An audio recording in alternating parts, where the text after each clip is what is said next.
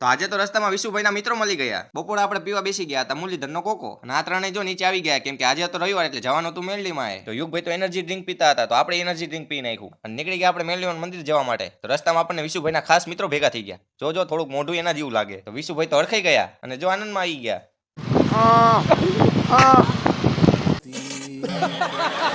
કેટલા બધા માણસો દર્શન કરવા આવ્યા, તો કરી લીધા દર્શન. અને આપણા બે મિત્રો ભેગા થઈ ગયા, તો એમની સાથે થોડીક વાર ઉભા રહ્યા. આ ભાઈને કટલેરી લેવી હતી એટલે હોકાની જેમ ઉભો રહી ગયો. મેં ના પાડી, ના સારું લાગે તોય સમજો કે લેવી જ છે. માન મનાવ્યો. પછી બાલ્કનીમાં આવીને જોયું તો કબૂતર હિંચકા ઉપર ઈંડું મૂકી દીધું હતું. એટલે અમારે બેવું ક્યાં તો હવે. બીજા દિવસે સવારે બેનને સ્કૂલેથી લઈને આવી ગયા હતા દાદાના ઘરે. આ ભાઈ ધોળેલા મોઢા જેવું મોઢું કરીને ઉભા. જો દિલ્હીથી મહેમાન આવ્યા હતા, તેમની સાથે થોડીક વાર ઉભા રહ્યા, પણ એ તો ફોનમાં બીજી હતા. બેન પ્રિયાંશભાઈને ગચકાવતી હતી કેમ કે વાંચવાથી બેતો. સાંજે નીકળી ગયા હતા આપણે યુગભાઈના ઘરે જવા માટે, અને ક્રિશુભાઈને તો ચડી ગયા હતા ચોખા મગ, એટલે તાવ આવ્યો હતો. અને યુગભાઈને ડિફેન્ડર ઉપર પગ મૂકીને આપણે નીકળી ગયા હતા ચા પીવા માટે. લઈ લીધી કાચની પાલીમાં ગરમ ગરમ ચા. અને આ ભાઈ તો વિડીયો ચાલુ કરો એટલે મોઢું હંતા રહે. ધીરે ધીરે છોકરીનો વાવ આવે, શરમાય આ તે. ફટાફટ તમે ફોલો કરીને 500 કે કરી નાખો.